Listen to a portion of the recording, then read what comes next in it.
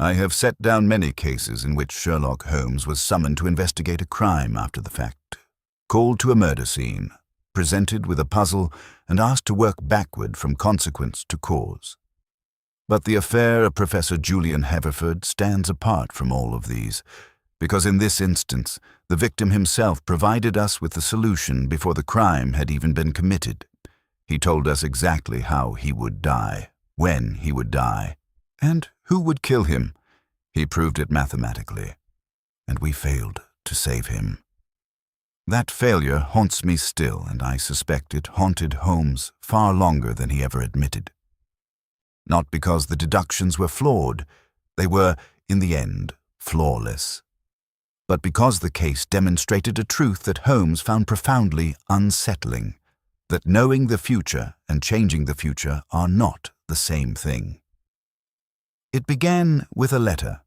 The letter arrived at 221B Baker Street on the morning of Tuesday, the 11th of March, 1899, delivered not by the regular post, but by a private messenger, a thin, anxious-looking young man in a university scarf who knocked at our door, thrust an envelope into Mrs. Hudson's hands, and departed without giving his name. The envelope was of heavy cream stock, sealed with red wax bearing an impression that Holmes identified as the crest of King's College, Cambridge. Inside was a single sheet of paper covered on both sides with dense, small handwriting that was precise but hurried, the script of a man who was accustomed to writing with mathematical exactitude, but who, on this occasion, was writing against time. Holmes read it standing by the window, the morning light falling across the page. I watched his face as he read. It is a face I have studied for many years. Those sharp, angular planes, those deep-set grey eyes that gave nothing away unless they chose to. And I have learned to read in its subtlest movements the seismograph of his inner state. What I saw that morning was unusual. His eyebrows rose fractionally on the first page. His lips tightened on the second. And when he reached the end, he stood very still for several seconds, holding the letter at his side, staring at nothing. "Watson," he said at last, "read this." I took the letter. It was addressed to Holmes by name, and it read as follows. "Dear Mr. Holmes, my name is Professor Julian Haverford. I hold the Sadlerian Chair of Pure Mathematics at the University of Cambridge. You will not have heard of me, as my work is of a highly specialized nature and of no interest to anyone outside a very small circle of academic mathematicians. I am writing to you because I have calculated, with the degree of certainty that I would stake my professional reputation upon, that I will be murdered within the next 14 days. I do not use the word calculated loosely. I am a mathematician, Mr. Holmes, and I think in mathematics. Over the past 6 months, I have developed a theoretical framework, building upon the probability theories of Laplace and the statistical methods of Galton, for predicting human behavior under specific conditions. My framework takes as its inputs the known characteristics, relationships, and motivational structures of a defined group of individuals, and it produces as its output a probability distribution of future actions within that group. I have applied this framework to my own situation, to the people in my life, the tensions between us, the forces of ambition, resentment, and financial interest that bind us together. And the result is unambiguous. Someone in my immediate circle is going to kill me. The probability exceeds 96%. The time frame is 14 days from the date of this letter, plus or minus 48 hours. I am aware that this will strike you as the raving of a madman. I assure you it is not. I am in full possession of my faculties, and my work has been reviewed and validated by colleagues whose judgment I trust. The mathematics is sound. The inputs are accurate. The conclusion is inescapable. I am writing to you because you are the one man in England who might believe me, and because I need someone who can do what mathematics cannot. Identify which of the people around me is the one who will strike, and prevent it. My framework identifies the probability of the event, but not the specific agent.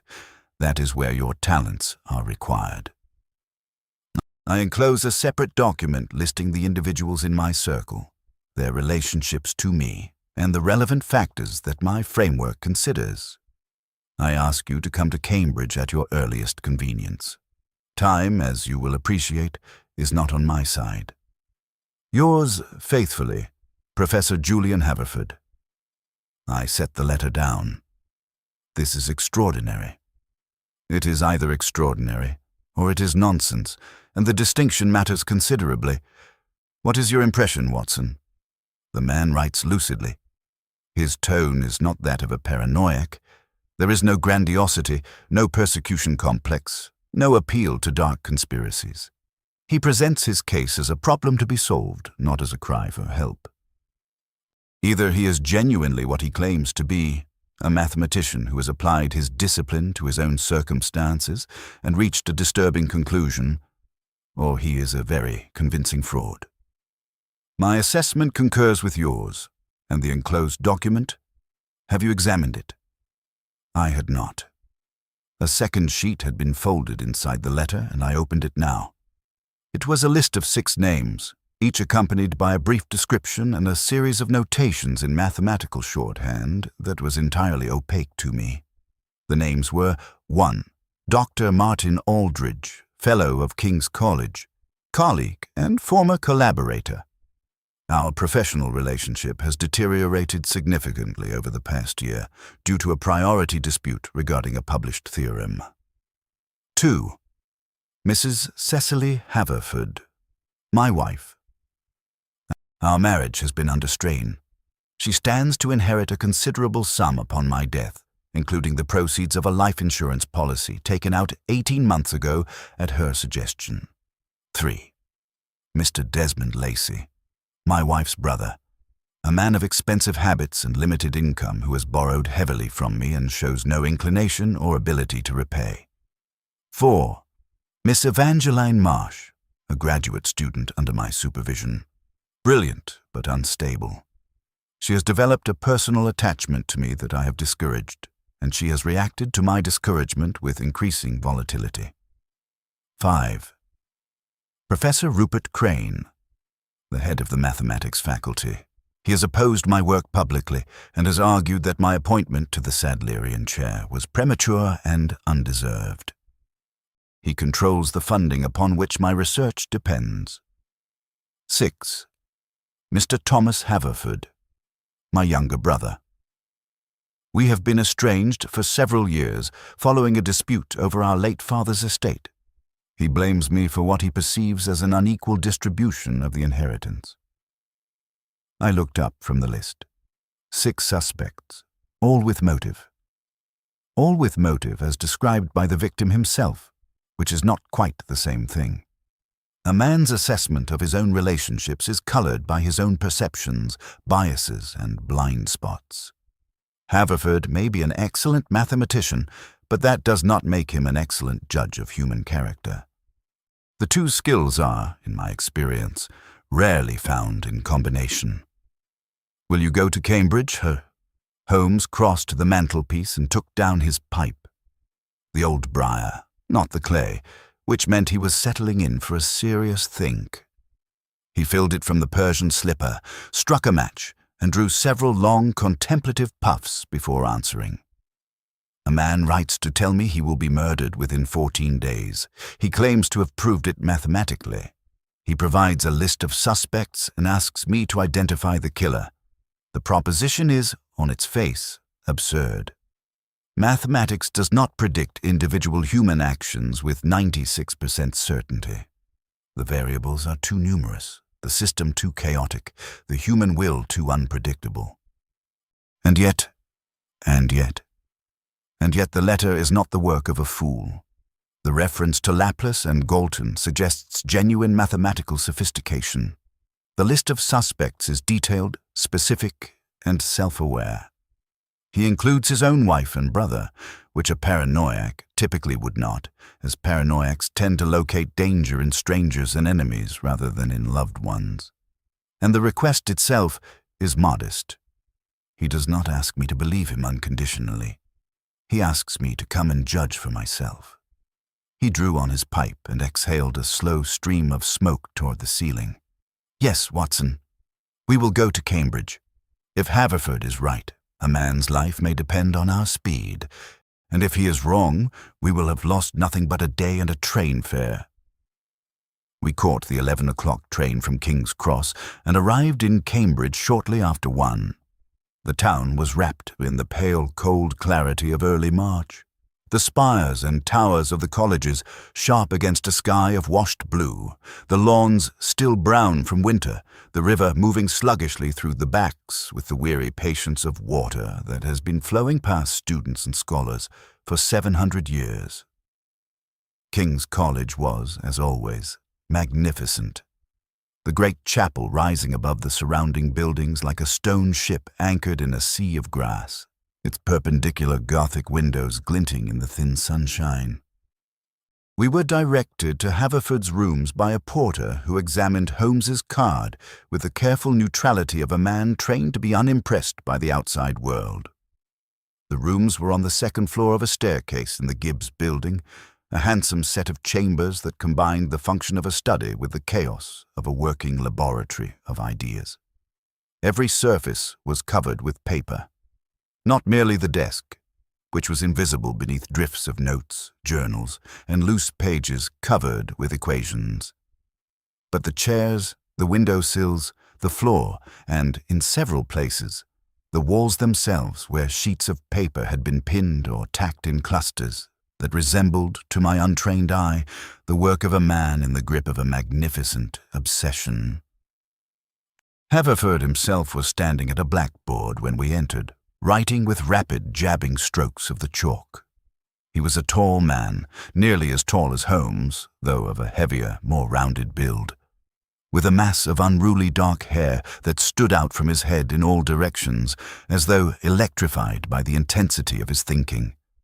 His face was round and open, and might have been pleasant in repose, but at this moment it was drawn tight with concentration and anxiety.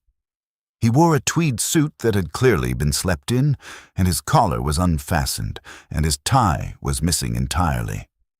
He turned when we entered, and his expression underwent a rapid transformation, from distracted intensity to sharp, searching scrutiny to visible relief, in the space of about 3 seconds.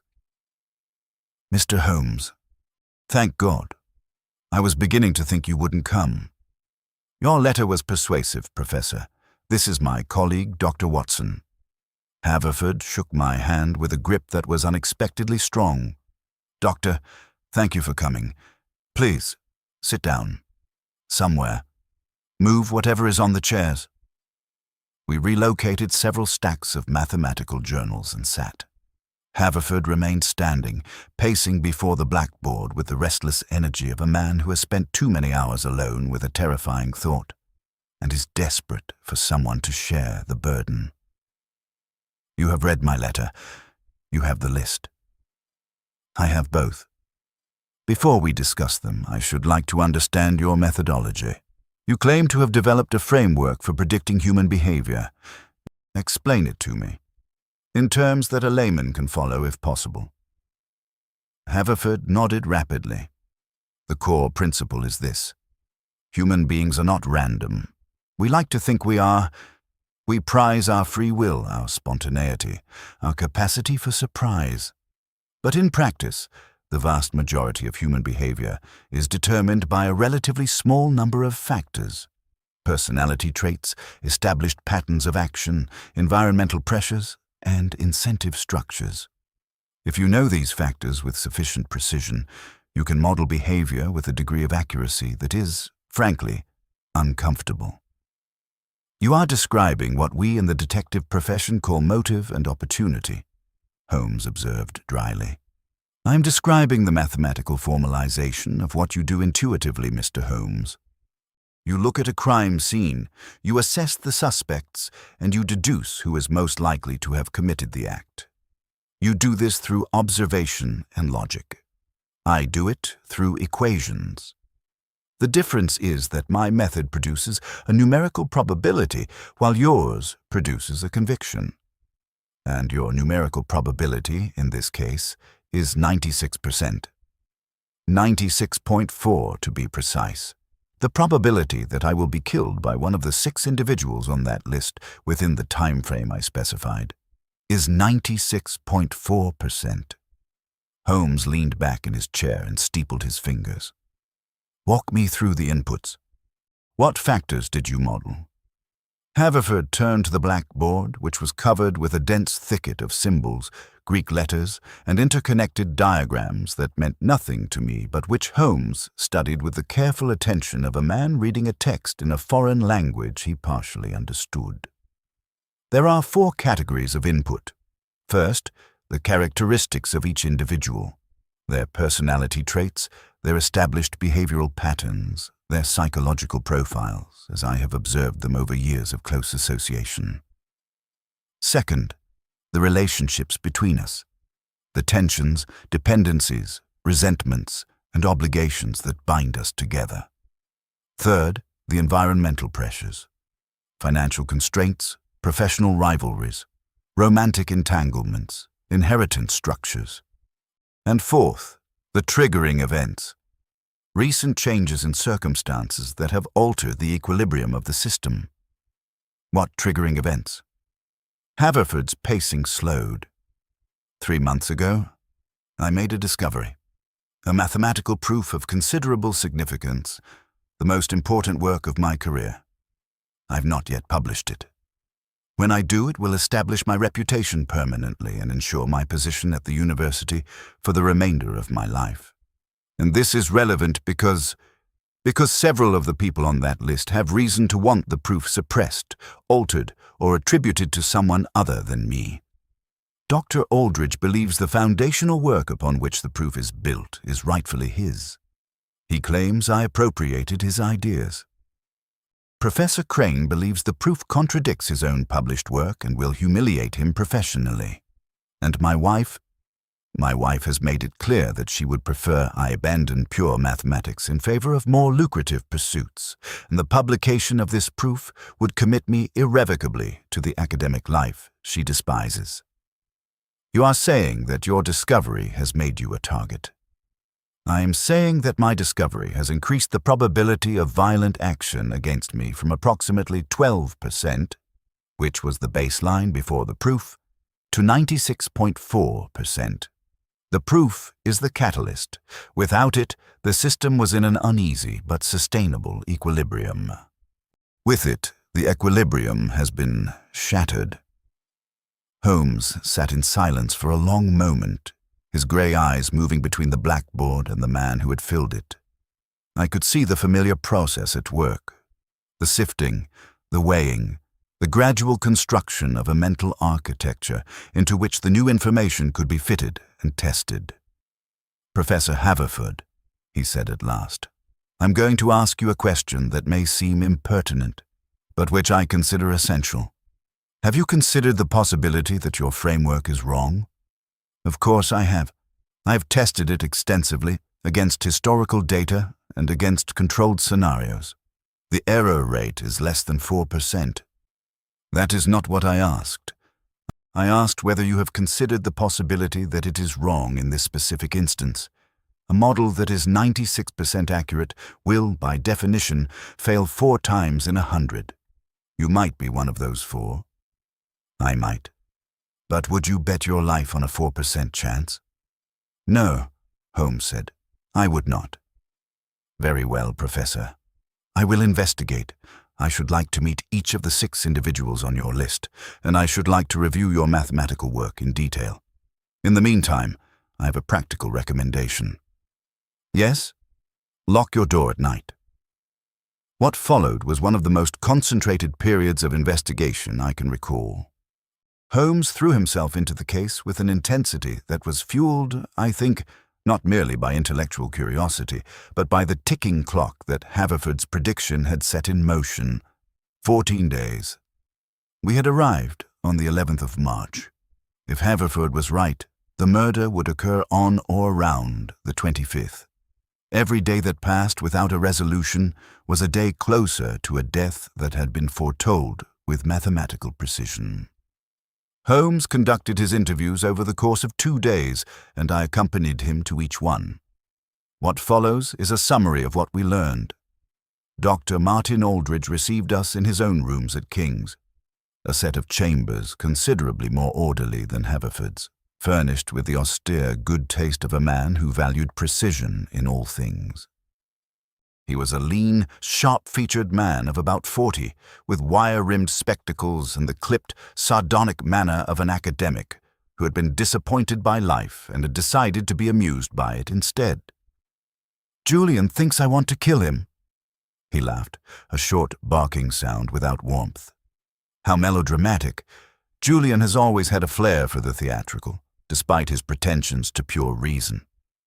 You dispute his mathematical framework. I dispute its application to human behavior.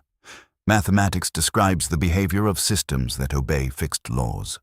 Human beings do not obey fixed laws. We are irrational, contradictory, and perverse. Julian's framework is elegant, I grant him that, but elegance is not truth. And the priority dispute? The amusement drained from Aldridge's face. The foundational work for Julian's precious proof was done jointly. We collaborated for 2 years. When the proof began to take shape, Julian decided that the credit should be his alone. He wrote me out of the history. My contribution, 2 years of work, reduced to a footnote. That must have been infuriating. It was unjust. Infuriating is what one feels about a delayed train. What Julian did was a betrayal. Mrs. Cecily Haverford was a surprise.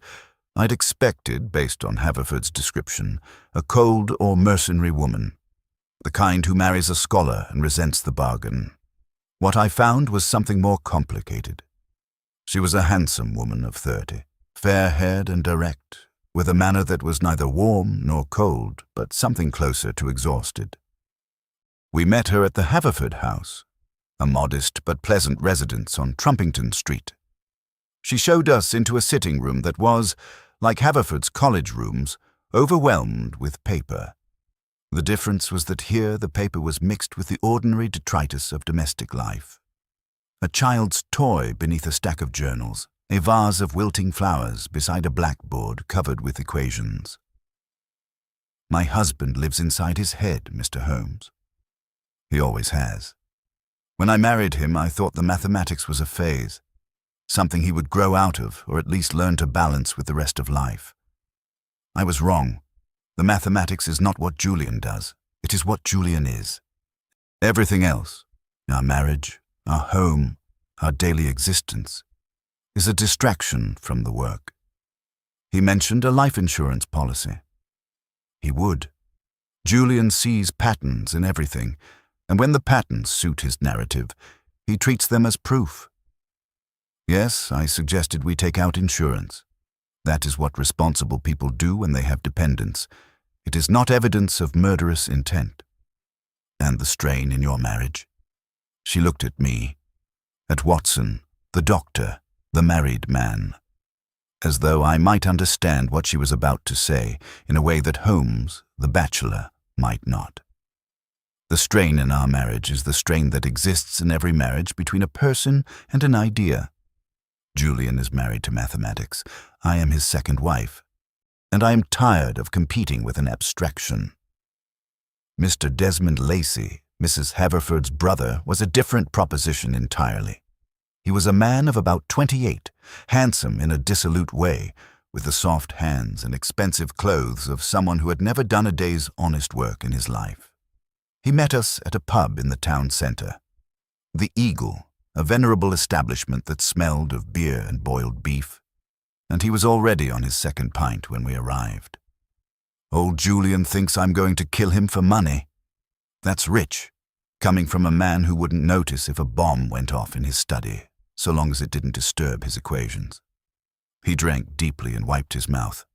Look, I owe Julian money. I admit it. He lent me £300 last year and I haven't paid it back. But £300 is not a killing sum, gentlemen. Not even close. What did you need the money for? Lacey's easy manner faltered. Debts. Gaming debts, if you must know. I had a bad run at cards. It happens. And the debts are now cleared. More or less. I've been more careful lately." Holmes studied him with that penetrating, unblinking gaze. "Mr. Lacey, your sister stands to inherit a considerable sum upon her husband's death. If Haverford were to die, your sister would become a wealthy widow, and a wealthy sister is, for a man of your habits, a valuable asset." Lacey's face hardened. "That's an ugly suggestion, Mr. Holmes." "Murder is an ugly business. I deal in ugliness. It is, unfortunately, my profession." Miss Evangeline Marsh was the youngest of the suspects and, in many ways, the most difficult to assess. She was a woman of 23, slight, dark-eyed, intense, with the kind of focused, burning intelligence that can either illuminate or incinerate, depending on the direction it is pointed. We met her in the mathematics library, where she was working at a table piled with books and papers, and she looked up at our approach with an expression that was wary but not afraid. "The professor told you about me." It was not a question. "He told you I'm unstable, that I've developed an attachment to him, that I'm a suspect." He told us the facts as he sees them. I should like to hear your version. My version is that Professor Haverford is the most brilliant mathematical mind of his generation, and I am privileged to study under him. My version is that I admire him, his intellect, his dedication, his courage in pursuing ideas that others dismiss.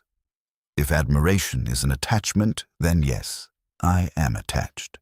But I am not in love with him, Mr. Holmes. I'm in love with the mathematics. There is a difference, though men rarely understand it. He said you reacted with volatility when he discouraged your attentions. He discouraged what he perceived as my attentions.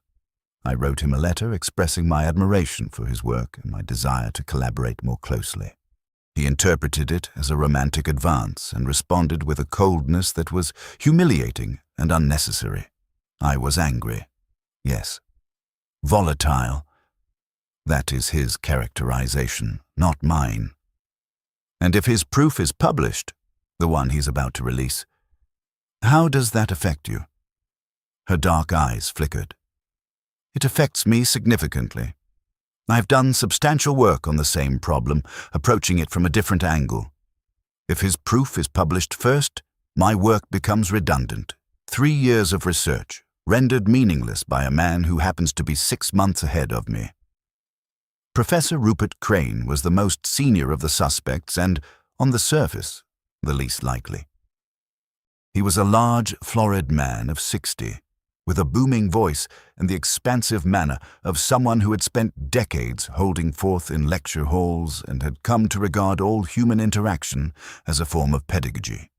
He received us in his study with the condescending hospitality of a man who considers himself vastly more important than his visitors. Haverford's framework? Poppycock. The man is applying rigorous mathematics to a fundamentally unrigorous system. Human behavior cannot be modeled with Laplacian determinism. It's a category error of the most elementary kind. You have publicly criticized his work. I have publicly criticized work that deserves criticism. That is my duty as a senior member of the faculty. If Julian interprets professional criticism as personal hostility, that reflects on his emotional maturity, not on my intentions. And his forthcoming proof? Crane's bonhomie cooled perceptibly. If his proof is valid, and I have not yet been permitted to examine it in full, then I will acknowledge it as I acknowledge all valid work. If it contains errors, as I suspect it does, then I will identify them, as is my responsibility. Even if doing so is professionally embarrassing for you. I am not embarrassed by truth, Mr. Holmes. I'm embarrassed by charlatanism. Mr. Thomas Haverford, the brother, was the most elusive of the 6. He did not live in Cambridge but in London, and Holmes tracked him to a boarding house in Bloomsbury, a shabby, respectable establishment of the kind favored by men whose circumstances have declined, but whose pride has not. Thomas was a smaller, thinner version of his brother. The same dark hair, but lank and lifeless. The same round face, but hollowed by worry. the same restless energy, but directed inward rather than outward, producing not brilliance, but anxiety. Julian got everything: the house, the investments, the family name. I got debts and a pat on the head. Our father's will was clear, and Julian was the favorite, and that was that. The dispute over the estate, was it ever resolved? It was resolved by Julian offering me £100 a year as a gesture of goodwill. £100, my share of a fortune worth 10,000. I refused it. I have my pride, Mr. Holmes, even if I have nothing else. And now, what are your circumstances? Thomas Haverford looked around his modest room, the thin carpet, the sagging bed, the single window looking out onto a brick wall, and smiled a smile that was utterly without humor. My circumstances are what you see. I work as a clerk for a shipping firm in the city. I earn 30 shillings a week. I live in this room and I eat at the cheapest chop houses I can find. And my brother, my brilliant, celebrated brother, lives in a college that looks like a cathedral, occupies a chair that pays £400 a year, and is about to publish a proof that will make him immortal. Does that answer your question about my circumstances? We returned to Haverford's rooms that evening, and Holmes spent 3 hours reviewing the professor's mathematical framework. I sat in a corner and read the Times while Holmes and Haverford stood side by side at the blackboard, chalk in hand, working through the equations in a dialogue that was conducted almost entirely in mathematical notation and was, consequently, wholly unintelligible to me. What I could follow was the tone.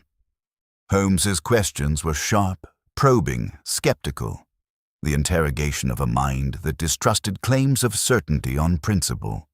Haverford's responses were patient, detailed, and increasingly confident.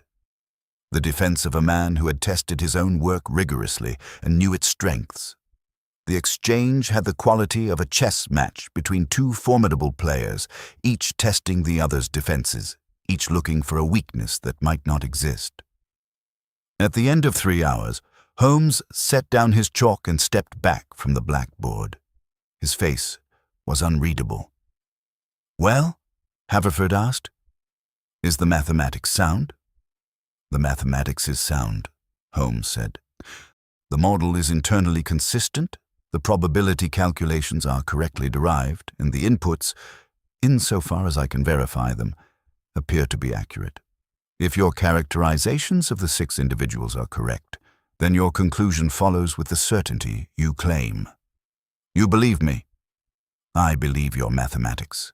Whether I believe your characterizations is another matter. You have described 6 people as you perceive them. Perception is not the same as truth. Your wife, for example, you describe her as motivated by financial interest. But the woman I met today was motivated by something far more complex than money.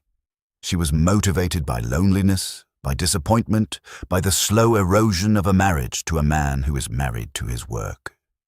These are real and powerful feelings, but they do not necessarily point toward murder. My framework accounts for emotional complexity. The variables. Your framework reduces emotional complexity to numerical values. That is its power and its limitation. A woman's loneliness is not a number, Professor. It is a lived experience, and it produces behavior that is less predictable than your equations would suggest. Haverford stared at him. Are you saying the framework is wrong? I am saying that the framework is an approximation. All models are approximations. The question is whether this particular approximation is close enough to reality to be useful. And on that question, I confess, I am divided. He turned to me. Watson, your impression of the 6 suspects. Who struck you as capable of murder? I considered carefully. Aldridge has the coldness, Lacey has the desperation, Miss Marsh has the intensity, Thomas Haverford has the resentment. Any of them could, under sufficient pressure, be driven to violence. Mrs. Haverford and Professor Crane seem less likely. But I have been wrong about such things before. As have I, Holmes said, which is precisely why this case troubles me. I'm accustomed to working with evidence, with material facts that can be observed, measured, and tested. Haverford is asking me to work with a prediction, with a statement about the future that is based on a mathematical model I cannot fully evaluate. I'm being asked to trust the mathematics, and trust is not a currency I deal in comfortably. Haverford sat down heavily in his chair. The anxiety that had been tightly wound inside him since our arrival seemed, for a moment, to uncoil, and what lay beneath was not panic, but a deep, grinding weariness. "Then what do you suggest, Mr. Holmes? I've told you I will be murdered. I've told you when. I've given you the names of the people who might do it. What more can I offer?" "You can offer me time. Every day that passes without an attempt on your life is a day in which I can observe, investigate, and gather the kind of evidence that my methods require. In the meantime, I have a proposal." "Yes?" "I should like to remain in Cambridge for the duration of the 14-day period. Watson and I will take rooms at the Bull Hotel. I will observe each of your 6 suspects, monitor their movements, and look for the behavioral indicators that typically precede an act of violence. I will also take certain practical precautions to ensure your safety. Precautions which I shall discuss with you privately. You're going to watch them. I'm going to watch everyone, Professor, including you." The days that followed were among the most peculiar I've spent in Holmes's company.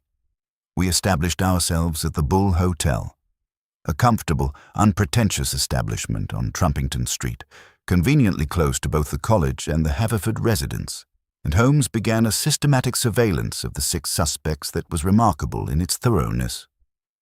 He rose before dawn each morning and spent the first hours observing the college precincts from various vantage points: the chapel roof, the Fellows' Garden, the Porter's Lodge. He tracked the movements of Aldridge and Crane through the academic day, noting their lectures, their meetings, their conversations in the combination room. He monitored Mrs. Haverford's comings and goings from the house on Trumpington Street, and he dispatched me to keep a casual eye on Desmond Lacey, who spent most of his time in the pubs and betting shops of the town. Miss Marsh proved the most difficult to observe. She was aware, I think, that she was being watched, and she conducted herself with a self-consciousness that might have been natural to her temperament or might have been the result of a guilty conscience. She spent long hours in the library, worked late in her college rooms, and spoke to almost no one. Thomas Haverford, the brother, had returned to London after our interview, but Holmes arranged for a Baker Street irregular, young Wiggins, the most reliable of the lot, to watch his movements and report by telegram. By the end of the first week, Holmes had accumulated a dossier on each suspect that would have done credit to Scotland Yard. He knew their schedules, their habits, their finances, their correspondence. He knew which of them drank too much, Lacey, which of them slept too little, Marsh, which of them had recently visited a solicitor, Mrs. Haverford, and which of them had been seen entering the university chemistry laboratory after hours, Aldridge. This last observation was particularly striking.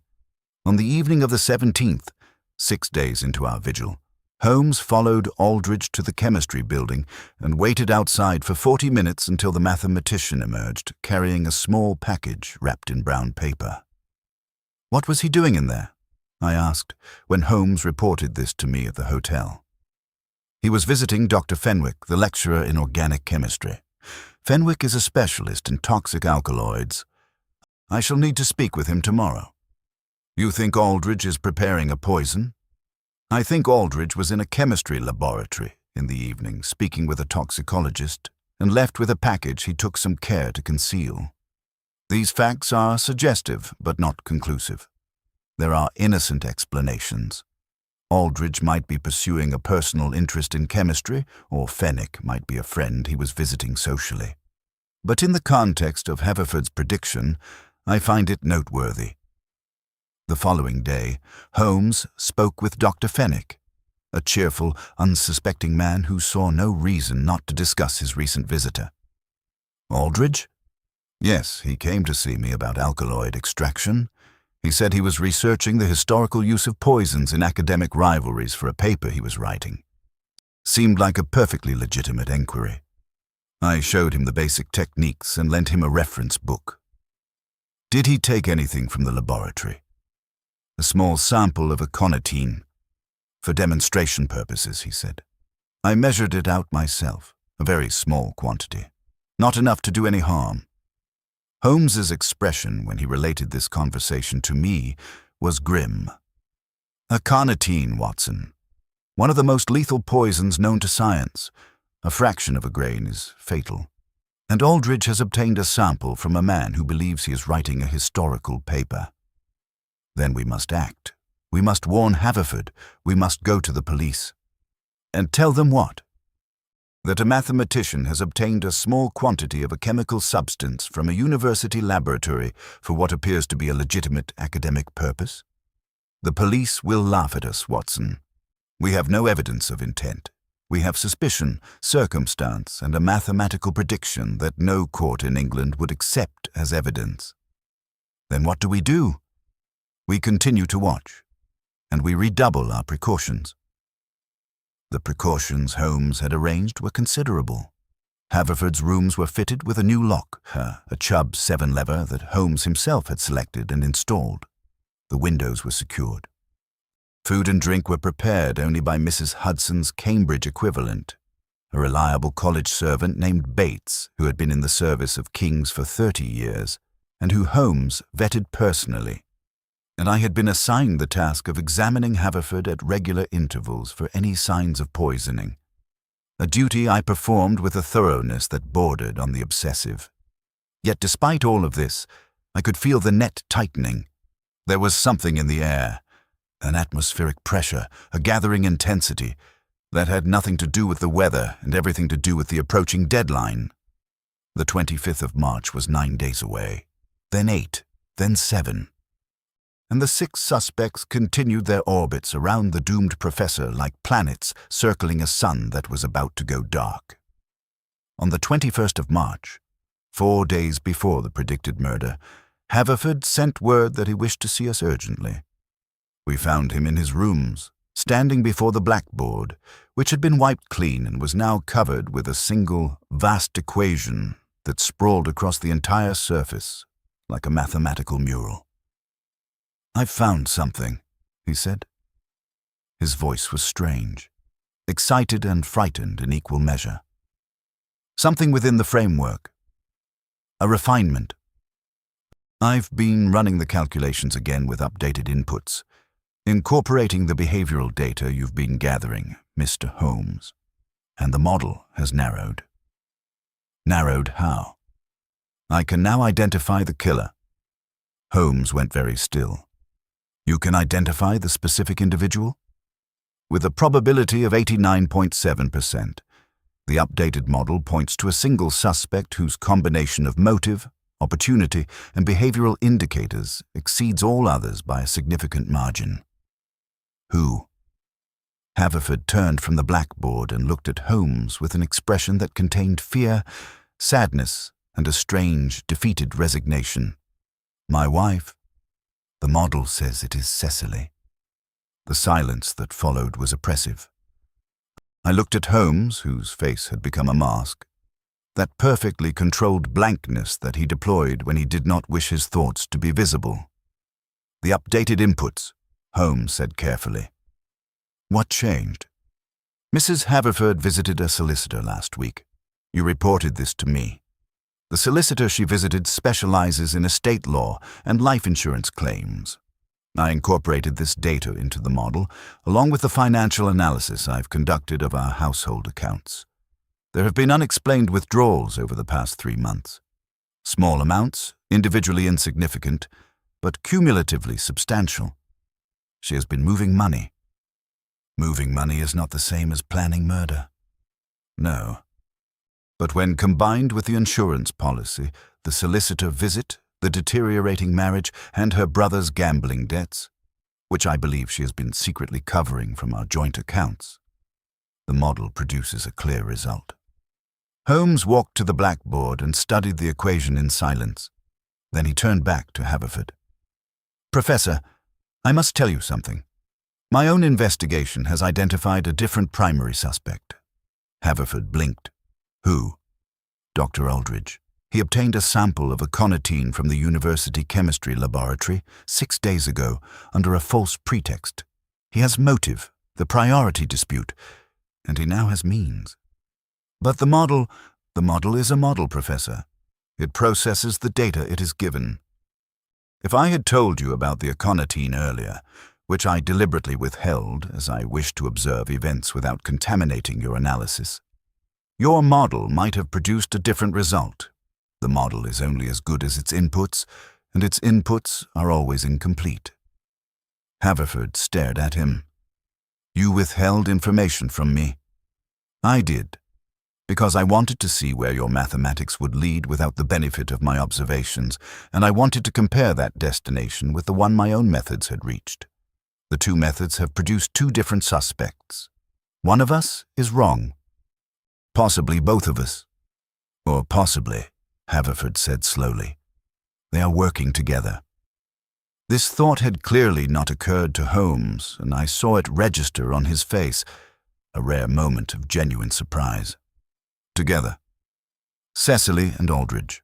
They know each other, Mr. Holmes. Aldridge has dined at our house on numerous occasions. He is charming in his cold way, and Cecily has always responded to charm. If they were collaborating, if Aldridge provided the method and Cecily provided the opportunity, then the model would show Mrs. Haverford as the primary actor because she has the most direct access to you, while Aldridge would appear as a secondary factor. And my observation would show Aldridge obtaining the poison because he is the one with the technical knowledge to procure it. Two methods, two suspects, one conspiracy. Holmes was already reaching for his coat. We must act tonight. If Aldridge and your wife are working together, then the timetable may have accelerated. They know I'm watching them. They know I'm investigating. Every day they delay increases the risk of exposure. If they are going to strike, they will do it soon, possibly tonight. What happened that night has been the subject of considerable debate, and I shall set down the facts as I observed them without editorial comment, trusting the reader to draw their own conclusions. Holmes arranged for Haverford to remain in his college rooms with the door locked and Bates stationed outside. He then positioned himself in the Fellows' Garden below Haverford's windows, concealed behind a hedge with a clear view of the staircase entrance. I was posted at the Trumpington Street house, watching Mrs. Haverford's movements from a cab parked across the road. At 10:30, the lights in Mrs. Haverford's sitting room went out. I waited.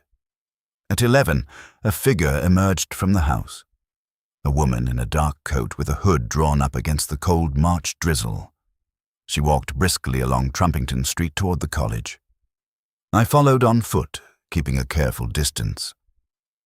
She entered King's College through the porter's gate, showing a pass that the night porter accepted without question. I could not follow. I had no pass, and the porter was not disposed to admit a stranger at that hour. I sent a boy with a message to Holmes and waited, fuming, at the gate. 30 minutes later, the boy returned with Holmes's reply scrawled on a scrap of paper. Come to Haverford Rooms immediately. Use my name with porter. I was admitted and climbed the staircase to Haverford's rooms at a run. The door was open. Bates stood in the corridor, white-faced and trembling. Inside, I found Holmes standing in the center of the study, and Haverford seated at his desk. Haverford was alive. He was pale and shaken, but he was alive. On the desk before him, arranged with deliberate precision, were 3 items: a small glass vial containing a colorless liquid, a handwritten note, and a chess piece. A white queen. She came in through the window, Holmes said. His voice was flat and controlled, which meant he was furious. While I was watching the staircase entrance, she climbed the drain pipe on the east side of the building and entered through the bedroom window, which I had secured but which she had evidently been given a key to the secondary latch, a key that could only have been provided by someone who knew the room's layout intimately. Cecily? I do not know.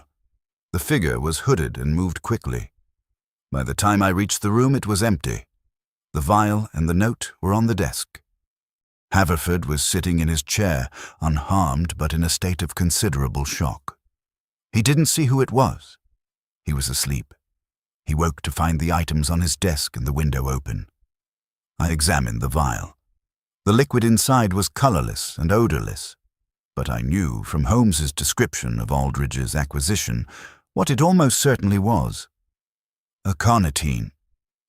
Almost certainly. Left on his desk like a calling card. Not administered, left. This was not an attempt at murder, Watson. It was a demonstration, a message. What message? Holmes picked up the handwritten note. It was a single sentence, written in a hand I did not recognize. The proof is wrong. The mathematics does not account for mercy. Holmes set the note down and looked at Haverford. Professor, do you recognize this handwriting? Haverford shook his head slowly. He was still pale, still trembling, but behind the shock, I could see something else working in his face. Something that looked almost like shame. The mathematics does not account for mercy, Holmes repeated. Someone came here tonight with the means to kill you and chose not to. Instead, they left the poison on your desk with a note telling you that your model is incomplete, that it fails to account for the possibility that a person with every reason to kill you might, in the end, choose not to. Who?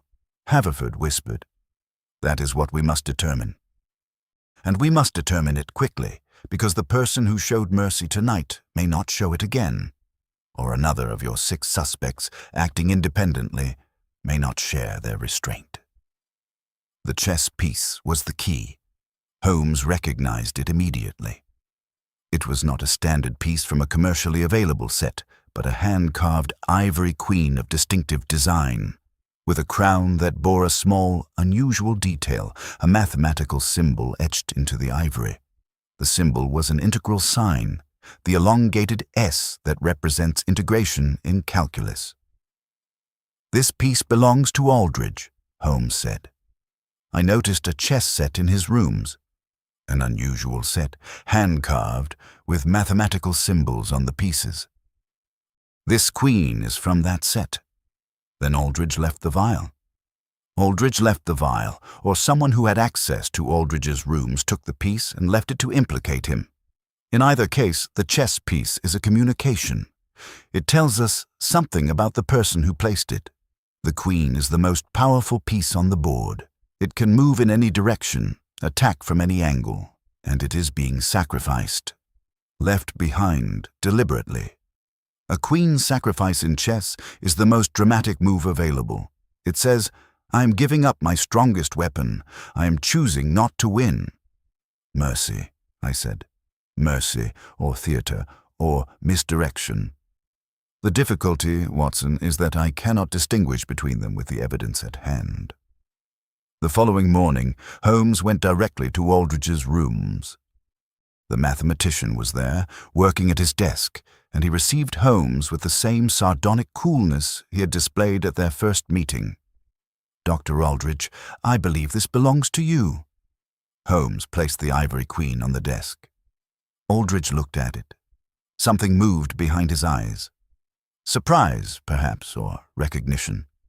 But it was gone almost immediately, replaced by the blank, guarded expression of a man who is determining how much to reveal.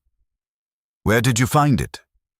On Professor Haverford's desk, beside a vial of aconitine and a note suggesting that mercy is a variable his mathematical model fails to account for. Aldridge was silent for a long time.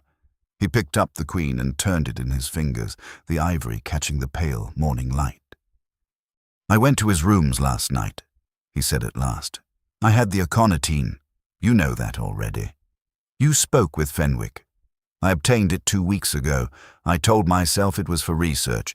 I told myself I was simply curious about the chemistry. But that was a lie, and I knew it was a lie, and I went to his rooms last night with the intention of putting it in his water carafe. What stopped you? I stood at his desk in the dark, and I looked at the blackboard. His proof was there.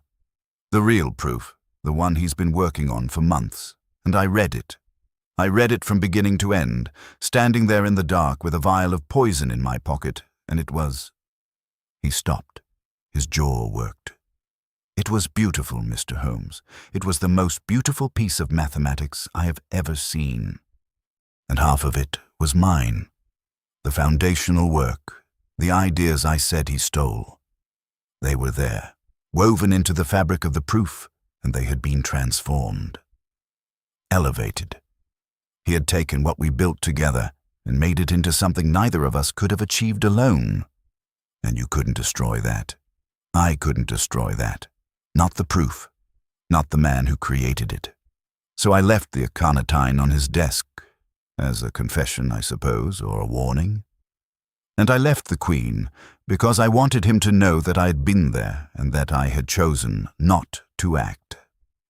And I left the note because I wanted him to know that his damned model was wrong about one thing.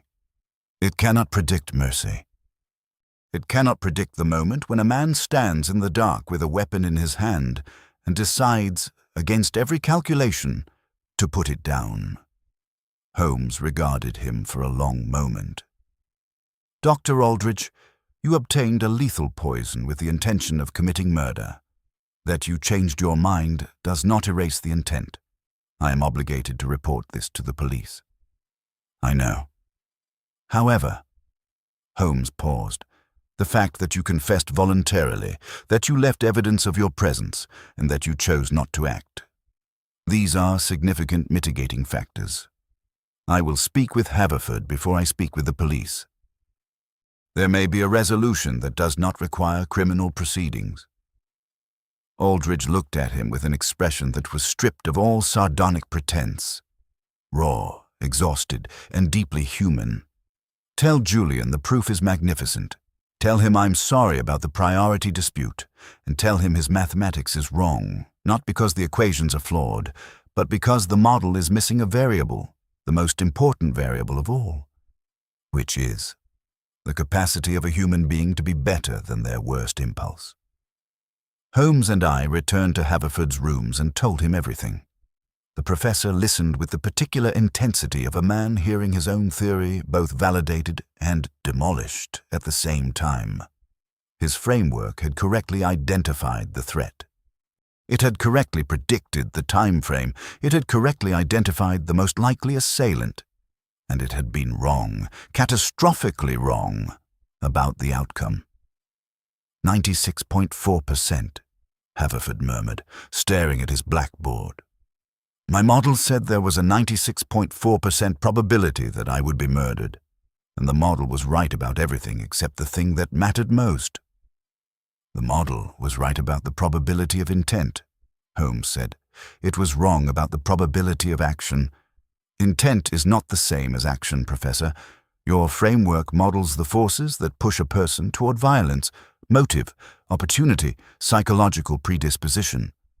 What it cannot model is the force that pulls them back. Conscience, compassion. The sudden, irrational, gloriously unpredictable human capacity to choose the harder path. Mercy, Haverford said. Mercy, grace. Call it what you will. It is the variable your equations cannot capture because it does not obey the laws of probability. It is not distributed normally. It does not respond to incentive structures. It emerges, when it emerges at all, from a place in the human spirit that mathematics cannot reach. Haverford sat down heavily and ran his hands through his disheveled hair. Then my framework is useless. Your framework is incomplete. That is not the same thing. A map that shows the roads but not the bridges is incomplete, but it is not useless. Your model correctly identified a real danger and gave us the information we needed to investigate it. Without your prediction, Aldrich might not have been caught in time. Without your list of suspects, I would have had no starting point. The mathematics served its purpose. It simply could not serve all purposes. There was a long silence. Then Haverford looked up at Holmes with an expression that was new. Chastened, curious, and strangely liberated. What happens now? To Aldrich? That depends largely on you. Aldridge obtained a lethal poison with the intent to kill you. He entered your rooms without permission. These are serious offenses. But he also chose not to act. He confessed voluntarily, and his remorse appears genuine. If you wish to press charges, the law will support you. If you wish to seek a different resolution, I believe the university authorities would be receptive. And the proof, our proof, the one that is built on both our work. That, Professor, is a matter for you and Aldridge to resolve between yourselves. But I would suggest that a proof which is built on collaboration should be published as a collaboration. Credit shared is not credit diminished. It is credit honestly given. Haverford nodded slowly. I will speak with him. Not today, but soon. Holmes picked up his hat and coat. Then our work here is done. Watson, we have a train to catch. We left Cambridge that afternoon. The spires of King's College receded behind us as the train pulled south, and Holmes sat in silence for most of the journey, gazing out the window at the flat, grey Cambridgeshire landscape with the abstracted expression of a man whose mind is elsewhere. It was not until we were approaching London, the suburbs thickening around us, the chimneys and rooftops closing in, that he spoke. Watson, I want you to record this case. I intend to. Record it honestly. Record the fact that we did not prevent the crime, that the crime was prevented by the criminal himself in a moment of grace that neither my methods nor Haverford's mathematics could predict or explain. Record the fact that I, Sherlock Holmes, was outperformed by a variable I cannot quantify and do not fully understand. That is not how it will sound to most readers. They will say that your investigation identified the killer and that your presence in Cambridge deterred the attack. They may say what they like. The truth is that Martin Aldridge stood in a dark room with a vial of poison and chose to set it down, and the reason he did so had nothing to do with me. It had to do with a mathematical proof that was beautiful enough to remind him that the world contains things worth preserving. That is not detection, Watson. That is something else entirely. What would you call it?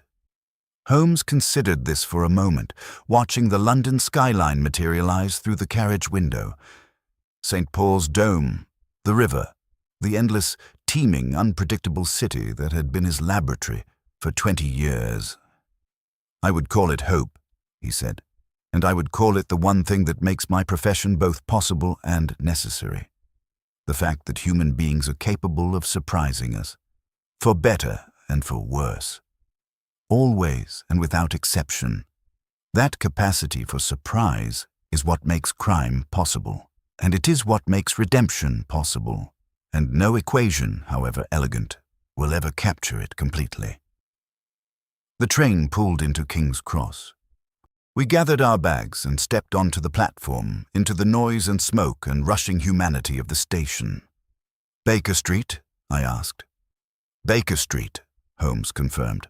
I find I'm in need of my violin, my pipe, and a very long think. We walked out into the London afternoon, and the city swallowed us whole, as it always did. Two men in overcoats, moving through the crowd, carrying with them a story about mathematics and murder, and the stubborn, incalculable, infinitely precious human capacity to choose.